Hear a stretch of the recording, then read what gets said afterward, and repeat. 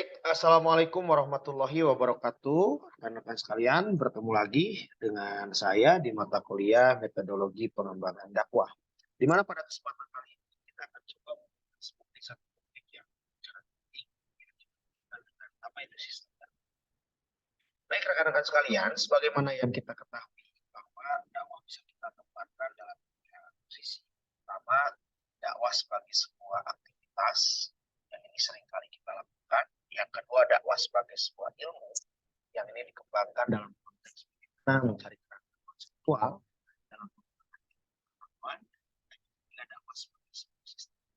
Pada kesempatan kali ini kita akan fokus pada hal yang ketiga, yakni bagaimana kita meneropong sebuah sistem dakwah yang ini berkaitan dengan bagaimana upaya-upaya kita sebagai para pengkaji dakwah untuk menjawab berbagai dinamika dan problematika manusia yang hari ini berkembang sebagai dampak dari perkembangan. Untuk mengawali pembahasan kita pada kesempatan kali ini, kita akan sama-sama menyaksikan satu video singkat berikut. Yang ini saya pikir akan memberikan satu stimulus sebagai sebuah kerangka sistemik. Oke, selamat menyaksikan.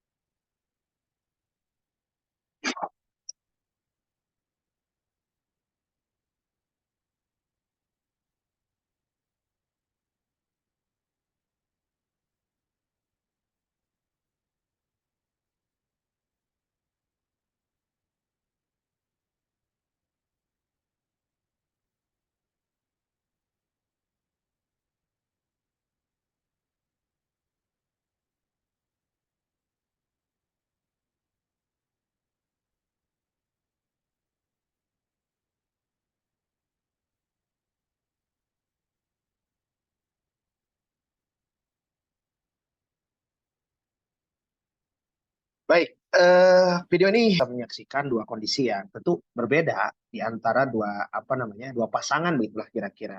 Yang satu direpresentasikan dengan dua hewan yang berbadan sebesar, sementara yang kedua lagi direpresentasikan dengan dua hewan yang berbadan kecil. Mendapati dua kondisi yang sama tapi berbeda penanganan. Nah, ini yang perlu kita pahami. Kalau yang berbadan besar tadi kita bisa lihat mereka cenderung menggunakan fisik atau ototnya, sementara mereka yang berbadan kecil menggunakan kecerdasannya ataupun menggunakan akalnya agar bisa menjawab permasalahan yang ada. Nah, apa yang kita dapatkan dari video tadi, rekan-rekan, ini sangat relate dengan pembahasan kita kali ini, bahwa berbicara mengenai sebuah sistem dakwah ini akan erat kaitannya dengan bagaimana segmentasi ataupun kondisi medan dakwah yang kita pahami untuk kemudian kita melakukan satu perumusan untuk menjawab problematika yang ada di depan. Maka ini sangat tergantung pada bagaimana kita melakukan riset, mendefinisikan masalah dulu, melakukan observasi terhadap sebuah permasalahan, sampai kemudian kita membangun role model, prototipe, dan pada akhirnya dakwah yang kita lakukan betul-betul bisa berimpact. Maka pertanyaannya, apa itu sistem dakwah? Nah, pertama sekali kita harus bahas dulu tentang apa itu definisi sistem. Nah, dalam konteks kali ini kita akan coba dua definisi dari sistem dakwah. Pertama, apa yang digagas oleh Najmuddin Rojak. Menurutnya sistem itu merupakan suatu kelompok unsur-unsur yang saling membentuk satu kesatuan yang sifatnya kolektif. Jadi satu kesatuan yang bersifat kolektif dan satu sama lain bersifat saling terhubung. Sementara menurut Iskandar Wiryokusumo yang disebut dengan sistem itu adalah suatu organisasi dari kumpulan komponen yang satu sama lain saling hubung atau ada tiga bagian. Pertama ada suprasistem, yang kedua ada middle system, yang ketiga ada subsistem. Kalau suprasistem berbicara mengenai sesuatu yang lebih kompleks atau lebih besar, yang terdiri dari banyak komponen. Middle adalah penghubung di antara supra dengan subsistem. Sementara kalau subsistem dalam pandangan Iskandar Mirjo adalah sesuatu yang lebih kecil dan merupakan bagian daripada sistem itu. Jadi apa itu sistem? Maka kalau kita merujuk pada dua definisi tersebut, sistem adalah komponen atau rangkaian yang membentuk sebuah bagian, yang bagian-bagian ini saling terhubung dan satu sama lain memiliki fungsi masing-masing. Hilang satu sistem akan berakibat terhadap sistem yang lain. Hilang satu komponen, ya tentu sistem ini tidak akan berjalan. Sementara kalau kita gabungkan antara apa itu sistem dengan dakwah, maka di sini bisa kita bagi definisi sistem dakwah sebagai berikut. Pertama, kita harus memahami dulu apa yang disebut dengan sistem Islam. Bahwa Islam adalah ajaran yang bersumber pada wahyu yang isinya saling terkait satu sama lain. Artinya kalau kita berbicara mengenai rukun iman, maka di situ akan sangat berhubungan dengan Islam, rukun Islam.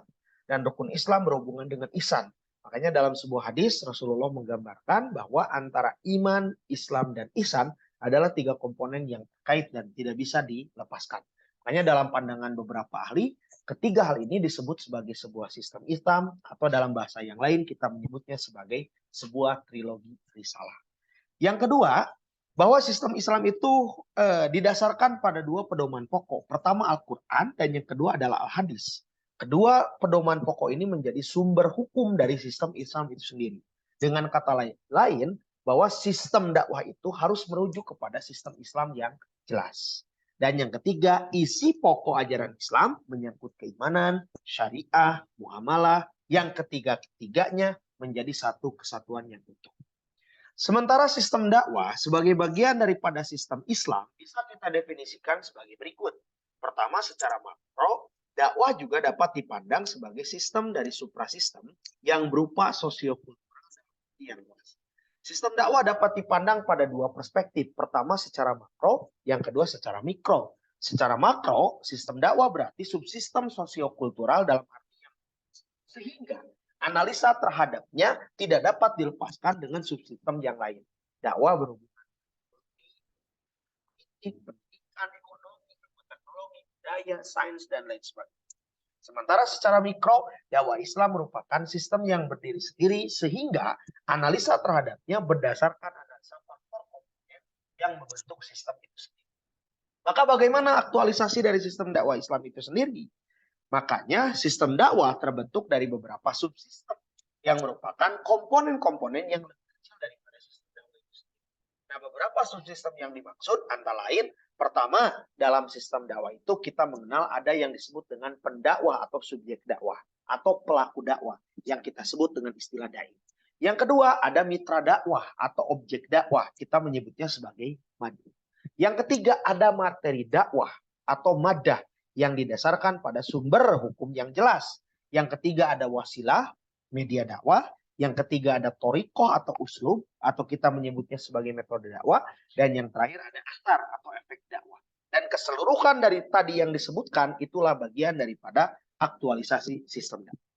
Sebagai sebuah sistem, kita harus bisa membedakan dakwah dalam tiga komponen pokok. Pertama, bagaimana komponen inputnya. Yang kedua, bagaimana komponen prosesnya. Dan yang ketiga, bagaimana komponen output. Input adalah dai sebagai sumber informasi atau sebagai komunikator. Tugas dai apa? Tugas dai adalah memproses, artinya melaksanakan dakwah, menyampaikan materi dakwah, menentukan media dakwah, menentukan metode dakwah, yang pada akhirnya pelaksanaan atau proses dakwah itu diharapkan bisa menghasilkan output. Apa outputnya? Cita-cita dakwah, baik yang sifatnya jangka pendek atau menengah, ataupun jangka panjang. Jangka pendek terjadinya perubahan baik pada aspek yang sifatnya kognitif, pada aspek yang sifatnya afektif, maupun pada aspek yang sifatnya psikomotorik. Jangka menengah selain memahami juga mengamalkan. Sementara jangka panjang bagaimana dengan konteks dakwah tersebut atau tujuan atau cita-cita dakwah itu tidak hanya berlaku bagi individu saja, tetapi juga bisa ditransferkan, ditransmisikan dalam konteks antar individual ataupun dalam konteks yang berbeda. Dan yang terakhir, keseluruhan proses antara input, proses, dan output ini mesti melahirkan feedback. Feedback adalah umpan balik dari objek dakwah setelah proses dakwah dilakukan, yang kemudian diikuti dengan proses evaluasi secara cermat dan tindakan korektif. Untuk selanjutnya, berproses secara menyeluruh dan sambung menyambung, dan akhirnya akan sampai pada garis final atau cita-cita dakwah itu sendiri. Nah, ada beberapa komponen dasar dalam sistem dakwah. Komponen input, kalau dalam teori sistem, kita membagi menjadi beberapa bagian. Ada raw input, ada instrumental input, ada environmental input, yang kesemuanya di atas berfungsi memberikan informasi, energi, dan materi yang menentukan eksistensi sistem. Yang kedua, ada komponen konversi, yang berfungsi mengubah input menjadi output, merealisir ajaran Islam menjadi realitas sosiokultural yang diproses dalam kegiatan administrasi dakwah, baik itu organisasinya, manajemennya, kepemimpinannya, maupun proses mengkomunikasikan dakwah itu sendiri. Yang ketiga, ada komponen output, yang merupakan hasil dakwah demi terciptanya realitas baru menurut ukuran tujuan ideal dan tujuan antara dari sistem yang bersumber dari Al-Quran. Yang keempat, ada komponen feedback, yang berfungsi memberikan pengaruh baik yang positif maupun yang negatif terhadap sistem dakwah, khususnya terhadap realitas sosiokultural yang ada. Dan yang terakhir, ada komponen lingkungan, yang berfungsi sebagai kenyataan yang hendak diubah atau memberikan pengaruh terhadap sistem dakwah, terutama memberikan masukan permasalahan yang perlu dipecahkan yang menyangkut berbagai segi. Kalau kita bagi, sistem dakwah itu ada dua. Ada sistem dakwah yang terbuka dan ada sistem dakwah yang tertutup. Sistem dakwah yang terbuka terbagi lagi menjadi tiga. Ada sistem dakwah yang sifatnya input-output, di mana sistem dakwah ini dibentuk oleh komponen-komponen yang mentransformasikan input menjadi output.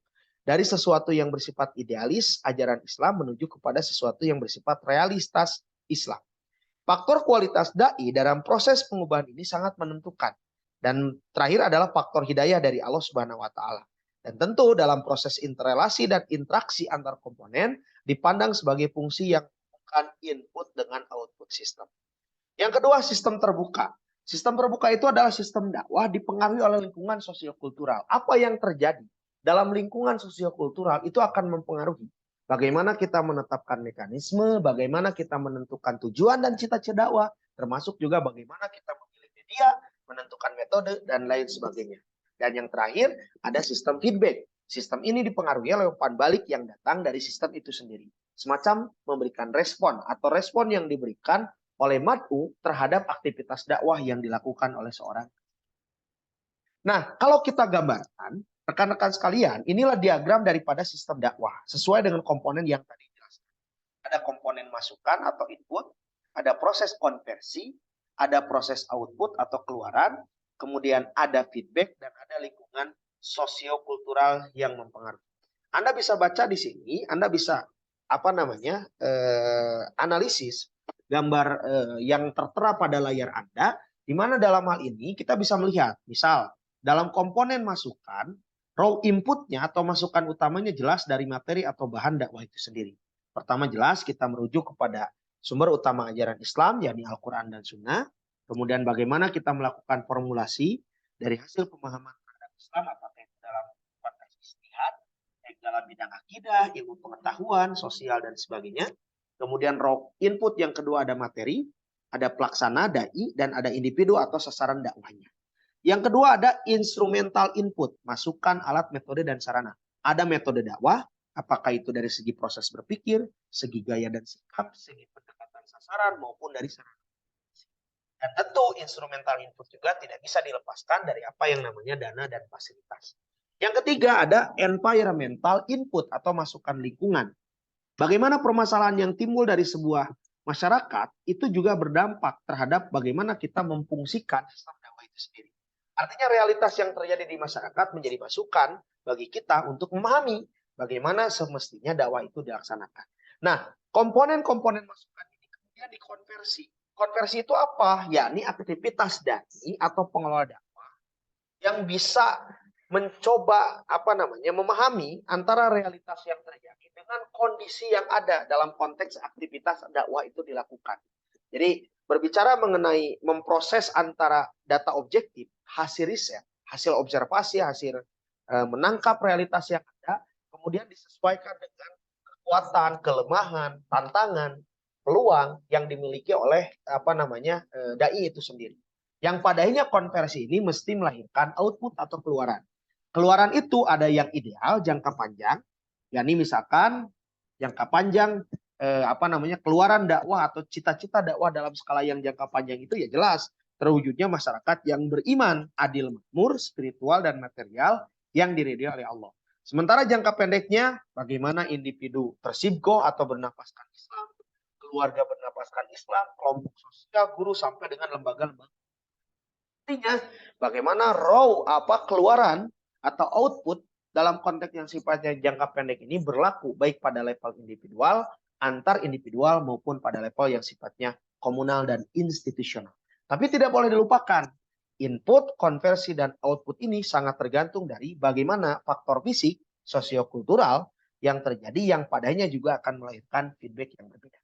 Rekan-rekan sekalian, itulah berbicara mengenai sistem dakwah ini penting untuk kita pahami sebagai bagian daripada bagaimana kita memahami dakwah dalam posisi sebagai sebuah sistem. Sebab dakwah itu tidak hanya sebatas aktivitas yang dilaksanakan saja, tetapi dakwah harus dipahami sebagai sebuah sistem yang antara aspek perencanaan dengan aspek yang ingin dihasilkan harus sinkron, harus sesuai. Makanya dakwah sebagai sebuah sistem itu harus dilaksanakan secara rencana, terarah, dan baik rekan-rekan, ini ada kuis yang harus Anda isi. Silakan Anda isi kuis ini, kemudian Anda pahami. Kira-kira ketika Anda berbicara tentang hal ini, gitu ya, sejauh mana Anda memahami tentang komponen sistem dakwah. Silakan Anda buka perangkatnya, ikuti tahapannya dan selamat mengerjakan. Kita akan lihat sejauh mana pemahaman Anda mengenai materi yang barusan sudah dijelaskan. Oke? Silakan.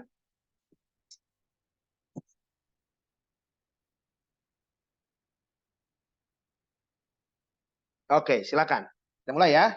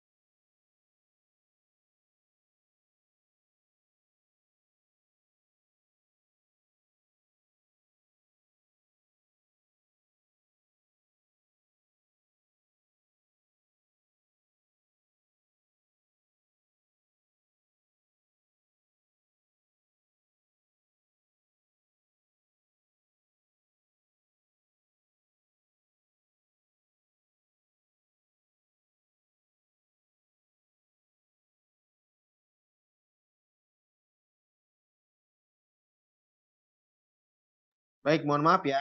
Ada kesalahan. Silakan bisa Anda mulai lagi. Oke.